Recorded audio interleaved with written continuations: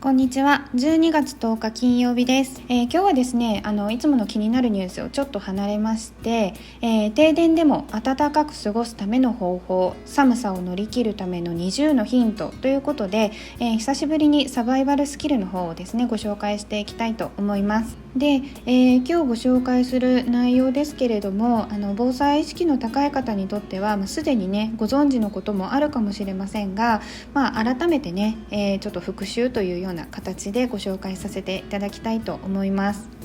では早速内容の方を読んでいきたいと思います。電気を使わずに暖を取るにはということで、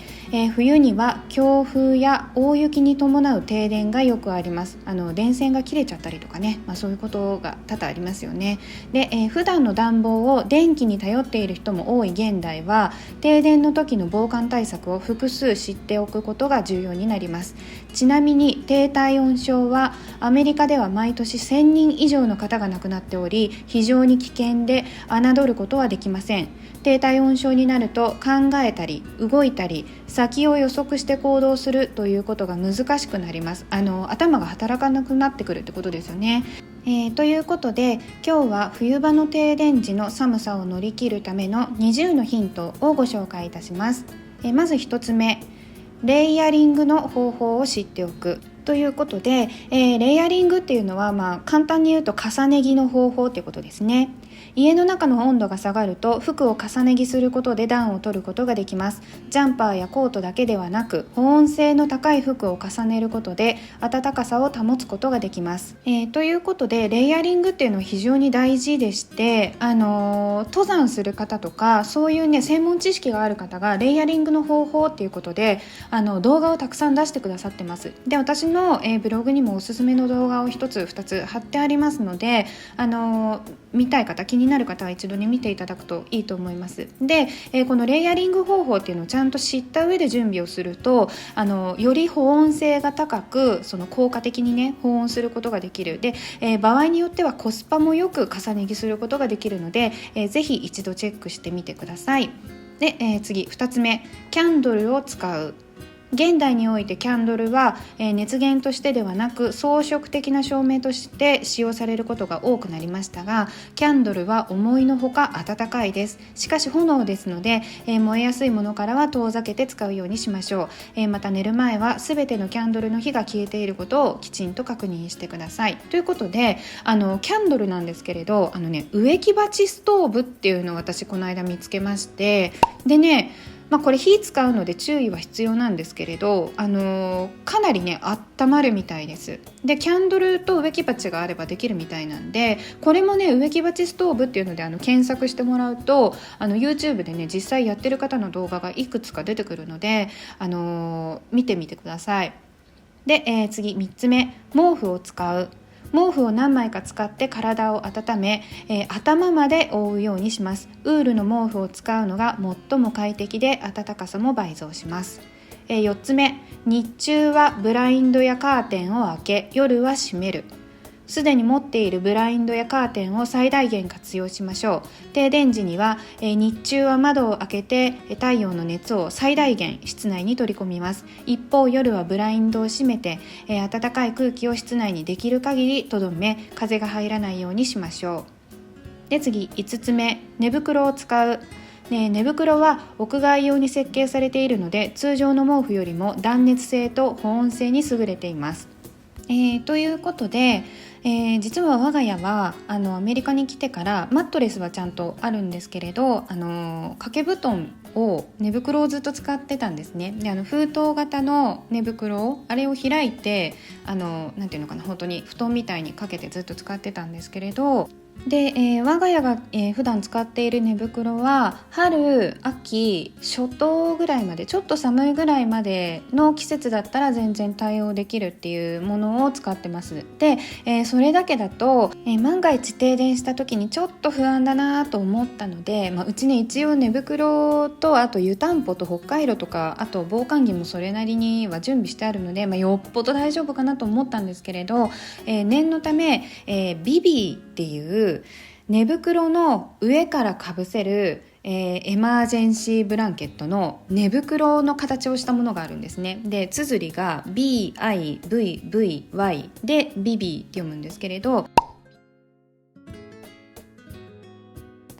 でこれを家族の分は一応準備がしてあります。説明欄にリンクを貼っておきますので、気になる方は一度見てみてください。で、次6つ目、室内にテントを張る。キャンプに行ったことのある方なら、テント内がいかに早く温まるかをご存知でしょう。自宅の寒さに悩まされている場合は、リビング等にテントを張ってみましょう。手軽に暖かくて快適な環境を保つことができます。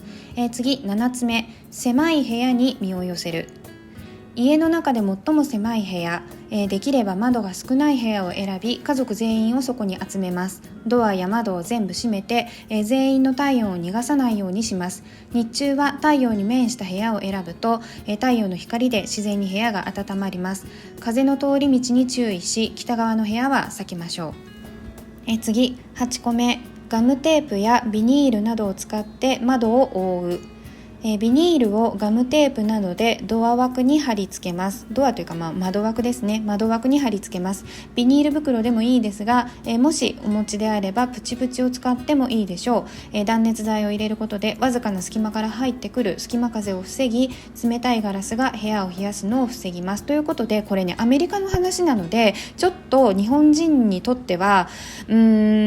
今時プチプチっていう感じもしますよね。あんまり効果ないっていう話ありますよね。あんまり貼っても貼ってなくても貼ってなくてもみたいなね。で、見た目もいまいちだしっていうことで、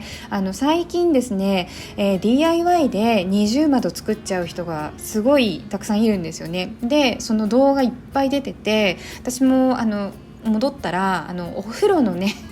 お風呂の窓が無駄にでかいんですよ。だからその窓を二重窓にね、ちょっと DIY しようかなというふうに思っています。次9個目、温かい飲み物を飲む。温かい飲み物やスープなどは体を内側から温めるのに役立ちます。ということで、温かい飲み物を用意するためには熱源が必要ですのでね、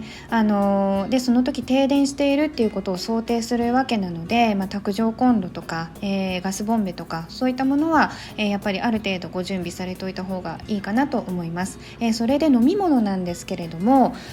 砂糖とかあとカフェインはちょっと避けた方がいいと思います。体を冷やしちゃうのでね。で、逆にですね、体を温めるものといえば、代表的なのが生姜とか、ニンニク、あとは何でしょうね、梅小番茶とか、そのあたりかな。あとちょっと私思いつかないので、こんなのありますよっていうのもしあれば教えてください。次10個目、ちょっと番外編になりますが、ペットのための寝具も用意しておきましょう。これ猫ちゃんとかね、ワンちゃんとか、ペットを飼ってらっしゃる方の話になりますが、ペット用の毛布を用意することでペットの体温を保つことができます。小動物の場合は、ペットをケージの中に入れてケージごと毛布で巻いてしまうといいでしょうということで、ケージごと毛布で巻く場合は息がちゃんとね吸えるように通気口っていうんですか、ちっちゃい穴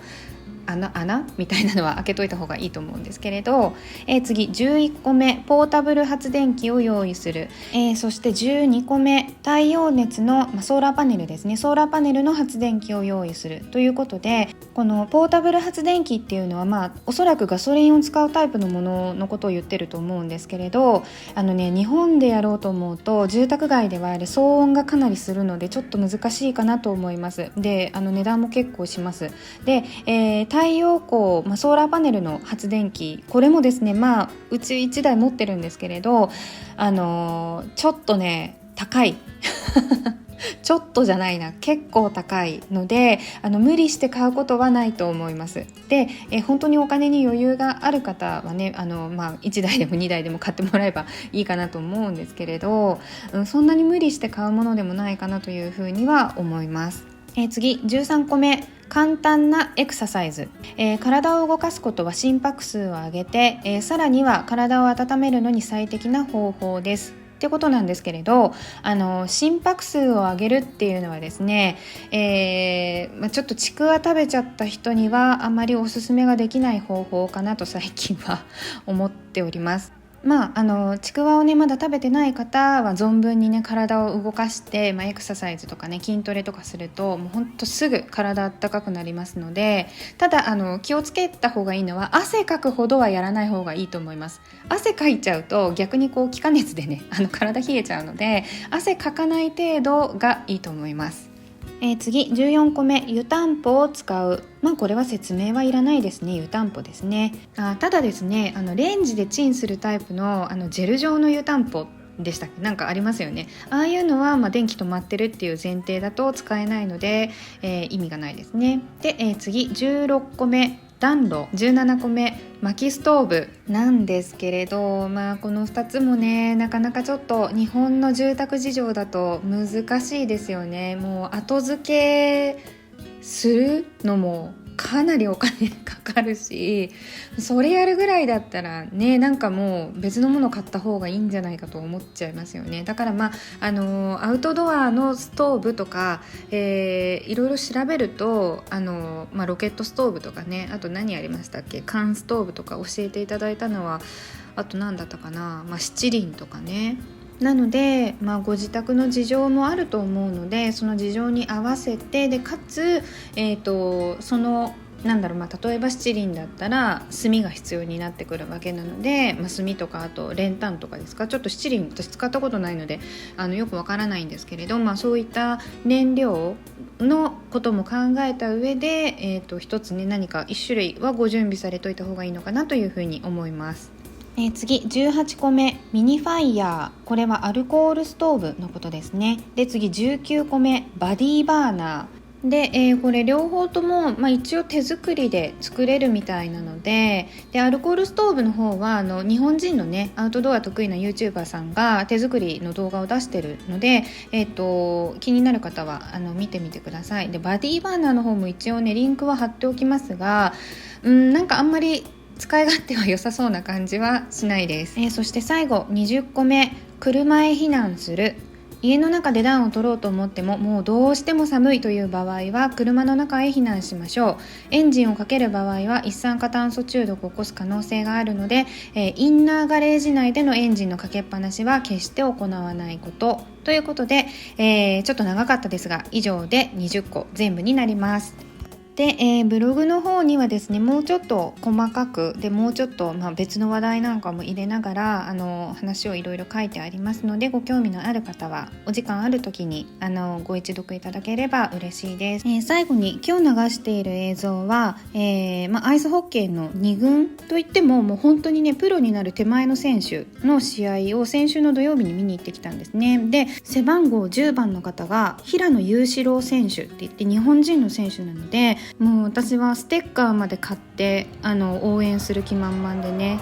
日本に帰ってからも応援しようと思ってるんですけれど、でこれ乱闘ですね乱闘しちゃうんですよね。これ3回目の乱闘ですね。マジで殴り合ってるっていうでこの乱闘が、アイスホッケーのなんかちょっと目玉でもあるらしくってもうねすごいなんかね審判も止めないんで、ほら止めないの遠巻きに見てるでしょ。でね乱闘が始まると乱闘用の音楽みたいなのがあってなんかね盛り上げようとしてるんですよこの乱闘を。もうすごい殴っちゃって本当にこれねでね周りもやれやれ感がすごい。みんなね座ってるんですけど、乱闘の時は、みんなね観客席も立ち上がっちゃって、で私は座っておりましたが、ほらみんなこれ立ち上がってるんですよね。もうなんかね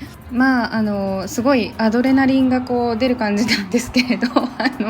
冷静に見るとね結構スケート靴でツルツル滑ってもなんていうか殴り合いはなんとか踏ん張れるんだなみたいな、なんかそんなことも思ったりして見ておりました。これね10番の平野選手はさっさとはけちゃって乱闘には、混ざっていなかったです。さすが日本人ということでね戦わないっていう感じですね。でこれ最後ですねキャプテンの2人が、呼び出されてなんとなくプチ反省会みたいなのをやってました。でねこの乱闘の後は、ちょっとだけ片付けをするみたいなねもうまあでもとっても面白かったです。いい思い出になりましたということで、今日はこの辺りで、終わりたいと思います。ご視聴ありがとうございました。皆さん良い週末をお過ごしください。Today's national anthem is the C.O. Harrison Elementary Choir.